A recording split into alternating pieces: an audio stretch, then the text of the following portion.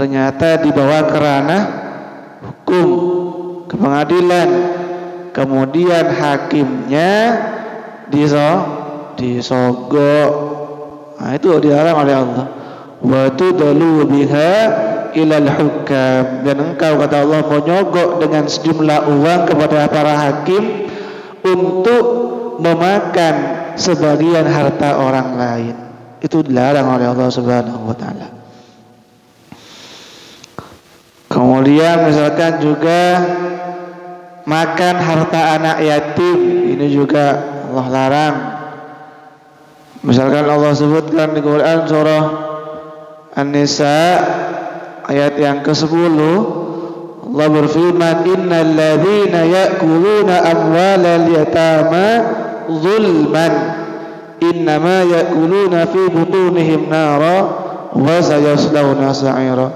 Sesungguhnya orang-orang yang makan harta anak yatim secara zalim, sesungguhnya mereka telah makan bara api. Mereka bara api itu, dan nanti di akhirat akan dilemparkan ke dalam neraka.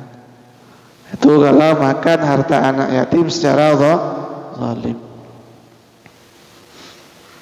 Dan tentunya banyak contoh-contoh yang lain, perkara atau pekerjaan yang diharamkan oleh Allah Subhanahu wa taala. Ya mencuri misalkan, jelas sudah itu. Kata Allah, wasariqu wasariqatu faqta'u aydiyahuma jazaa'an bima kasaba nakalan minallah. Surah Al-Maidah ayat 38. Pencuri laki-laki dan pencuri perempuan, potong tangan keduanya, kata Allah, jazaa'an bima kasaba, sebagai balasan dari perbuatan yang mereka lakukan. Berarti jelas memang mencuri atau korupsi gitu, itu dilarang oleh Allah Subhanahu wa taala. Jadi itu Bapak Ibu rahimakumullah, makna dari makanan yang haram. Lah, menjaga diri dari makanan yang haram itu Bapak Ibu rahimakumullah adalah perantara doa-doa kita dikabulkan oleh Allah Subhanahu wa taala. Kita berusaha terhindar dari makanan yang haram, kemudian kita berdoa, maka doa orang yang seperti ini sangat potensial untuk dikabulkan oleh Allah Subhanahu wa taala. Sebaliknya, orang yang tidak berusaha untuk berhindar dari makanan yang haram, atau malah sengaja tenggelam dalam perkara-perkara yang haram, makanan yang haram, maka doa-doa yang dia panjatkan kemungkinan terbesarnya ditolak, tidak dikabulkan oleh Allah Subhanahu wa taala. Dan Nabi pernah menceritakan, kata Rasulullah, ada seseorang yang sedang melakukan perjalanan jauh. Dia dalam keadaan terdesak, terjepit, dan dia menegadahkan tangan. Kemudian orang ini berkata, berdoa, ya Rabb, katanya gitu. Jadi kata Rasulullah, Nabi sempat menceritakan bahwa ada orang, dia dalam keadaan musafir. Padahal musafir itu adalah kondisi doa dikabulkan. Tidak hanya musafir, orang ini juga berdoa dalam keadaan terdesak, terjepit. Ini kondisi mustajab juga sebetulnya. Kemudian orang ini menegadahkan tangan begini. Kemudian mengawali doanya dengan ya Rabb, ya Rabb. Lengkap sebetulnya udah ini. Musafir, terdesak, apalagi menegadahkan tangan dan mengawali doa dengan menyebut nama Allah. Ini adab berdoa Bapak Ibu ya. Tapi ternyata kata Rasulullah, orang ini ditolak doanya oleh Allah Subhanahu wa taala. Kenapa? Nabi melanjutkan, wa mat'amahu haram, wa mashrabahu haram, wa malbasuhu haram wa ghudhiya bil haram fa anna yustajabu lidzalik. Orang ini kata Rasulullah doanya ditolak oleh Allah. Kenapa? Karena makanan yang dia makan haram, minuman yang dia minum haram, pakaian yang dia pakai haram. Bagaimana mungkin Allah akan mengabulkan doanya, kata Rasulullah sallallahu alaihi wasallam, padahal dia ketika itu berdoa dalam keadaan musafir, terdesak, menengadahkan tangan dan mengawali doa dengan menyebut nama Allah, tetapi itu sia-sia belaka karena dia adalah orang yang tidak terlepas atau yang selalu makan makanan yang haram, minum minuman yang haram, pakaian yang dia pakai bersumber dari sumber yang tidak halal. Na'udzubillah. Jadi itu Bapak rahimakumullah, sampai segitunya ternyata dampak buruk yang disebabkan oleh makanan yang haram, yaitu salah satu dampak buruknya adalah menyebabkan doa-doa kita na'udzubillah tertolak atau tidak dikabulkan oleh Allah Subhanahu wa taala. Kemudian Bapak Ibu rahimakumullah, selain menjadi sebab ditolaknya doa-doa, makanan yang haram itu menjadi sebab malas di dalam beribadah. Jadi ini dampak buruk yang kedua gitu ya. Jadi dampak buruk yang pertama menyebabkan doa ditolak. Dampak buruk yang kedua, makanan yang haram itu menyebabkan kita aras-arasan di dalam beramal soleh, beribadah. Nanti kita lihat sendiri ya Bapak Ibu, termasuk saya, Bapak Ibu juga dilihat. Kalau mungkin kita malas beribadah, sholat malas, ngaji malas, sedekah malas, bantu orang yang malas, zakat gak mau misalkan, itu perlu saya termasuk Bapak Ibu perlu bermuhasabah, berintrospeksi diri. Jangan-jangan ada makanan haram yang kita makan. Tapi insyaallah alhamdulillah Bapak Ibu di sini sregep, kata orang Jawa. Sregep ibadahnya, sholat iya, sedekah iya, bantu orang sregep juga, dan ibadah-ibadah yang lain. Semoga itu tanda bahwa kita memang terjauh dari makanan-makanan yang haram. Amin gitu Bapak Ibu. Jadi itu Bapak Ibu rahimakumullah, yang kedua, dampak makanan yang haram akan menyebabkan kita bermalas-malasan di dalam beribadah. Ini sebagaimana disebutkan oleh Allah Subhanahu wa taala, nanti dilihat di situ di Quran surah Al-Mu'minun. Al-Mu'minun ayat ke-51, Allah berfirman, ya ayyuhar rusulu kulu minat thayyibati wa'malu sholiha. Kata Allah, duhai para rasul, makanlah makanan yang thayyib, yang halal, dan laksanakanlah amal soleh. Bayangkan, sebelum Allah memerintahkan para nabi dan rasul untuk giat beramal soleh, ternyata Allah mengawali dengan apa? Makanlah makanan yang baik, baru kemudian beramal soleh. Apa maknanya? Berarti makanan yang halal, makanan yang thayyib itu menjadi pembangkit ya Ibu ya, menjadi stimulus, penggerak untuk terus melakukan amal-amal soleh. Sebaliknya, makanan yang haram itu menjadi penggerak, menjadi stimulus, menjadi motor kepada orang tersebut untuk terus melakukan kemaksiatan dan dosa. Kalau orang sudah kerjaannya maling ayam tiap malam, biasanya akan sulit mikirkan majlis taklim gitu ya. Betul atau tidak ini?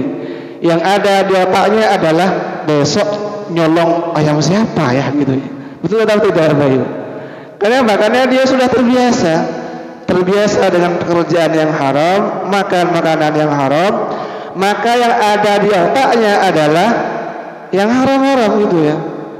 Hari ini dia berhasil nyolong ayam, besok malam dia kepikiran nanti nyolong ayam siapa ini. Tidak pernah kepikiran untuk nanti tahajud ya, gak pernah, jarang. Karena itu tadi sudah tenggelam, sudah kecanduan di dalam kemaksiatan dan dosa. Na'udzubillah kalau seperti itu Bapak Ibu ya, udah ngeri sekali itu. Jadi itu Bapak Ibu rahimakumullah. Yang kedua, makanan yang haram sebab bermalas-malasan di dalam beramal soleh gitu. Insyaallah kita jauh dari hal-hal yang demikian. Kemudian Bapak Ibu rahimakumullah, yang ketiga, dampak buruk dari makanan yang haram, jelas ini dampak yang paling buruk adalah diancam neraka oleh Rasulullah SAW. Jadi selain berdampak terhadap doa-doa, kemudian berdampak pula kepada amal soleh, makanan yang haram juga itu menjadi sebab nanti di akhirat orang tersebut dilemparkan ke dalam neraka. Na'udzubillah. Ya wajar Bapak Ibu ya, kalau orang yang sudah sering makan makanan haram, doa-doanya tidak dikabulkan dan tidak akan terpikirkan untuk melakukan amal soleh, ya maka wajar kemudian sangat berpotensi masuk neraka.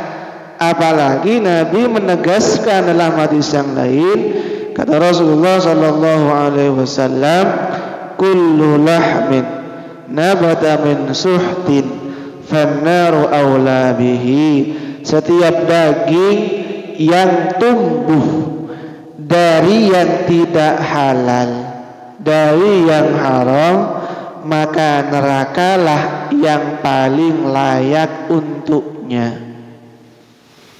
Jadi tidak ada tempat yang paling baik bagi orang-orang yang makan makanan yang haram, mendapatkan pekerjaan yang haram. Tidak ada tempat yang layak untuk orang tersebut di akhirat kecuali neraka. Kullu lahmin nabata bin suhtin fannaru awla bih. Setiap daging yang tumbuh dari yang tidak halal, karena kan kalau kita makan Bapak Ibu ya, kita makan jadi energi kan, jadi daging, jadi apa mungkin darah mungkin ya, atau apalah. Maka kemudian wajar karena tubuhnya energi yang dia dapatkan adalah yang haram, maka itu tadi pikirannya, aktivitas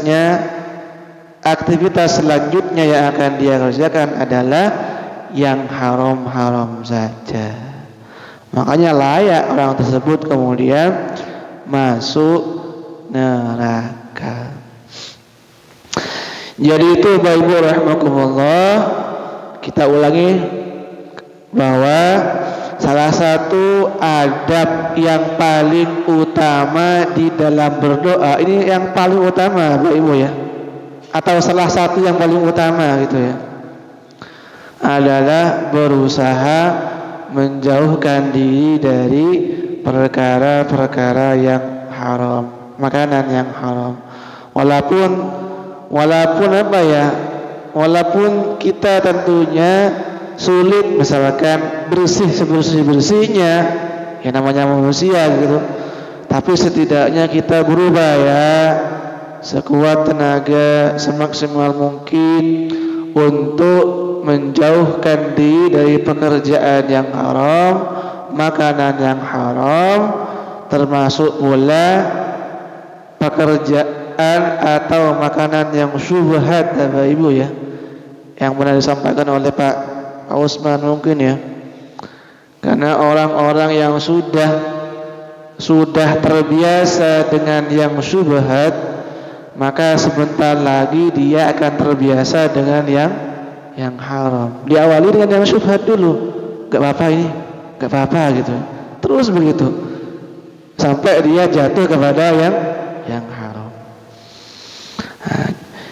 Kemudian Bapak Ibu rahimakumullah, setidaknya ada 3 dampak buruk dari makanan yang haram.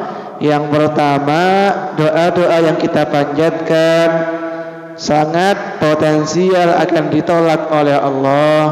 Kemudian yang kedua, makanan yang haram menjadi sebab kita bermalas-malasan di dalam beribadah. Dan yang ketiga, dampak yang paling buruknya, nanti di akhirat tidak ada tempat yang paling layak bagi orang tersebut kecuali neraka. Na'udzubillah. Semoga kita dijadikan oleh Allah atau dicukupkan oleh Allah dengan rezeki yang halalan, thayyiban, dijauhkan dari yang haram. Kita tidak pernah terlintas untuk mencari pekerjaan yang haram. Judi misalkan. Sekarang kan banyak judi ya Bapak Ibu ya. Indonesia katanya salah satu yang terbesar judi online-nya katanya. Macam-macam ya orang. Sesuai dengan doa Rasulullah sallallahu alaihi wasallam tadi kami sampaikan, Allahumma aghnina bihalalika an haramik. Cukupkanlah kami, duhai Allah, dari yang halal dan jauhkan dari yang haram. Semoga bermanfaat dan dicatat amal ibadah berpahala di sisi Allah Subhanahu wa taala. Kita tutup dengan kafaratul majlis. Subhanakallahumma wa bihamdika asyhadu an la ilaha illa anta astaghfiruka wa atubu ilaik.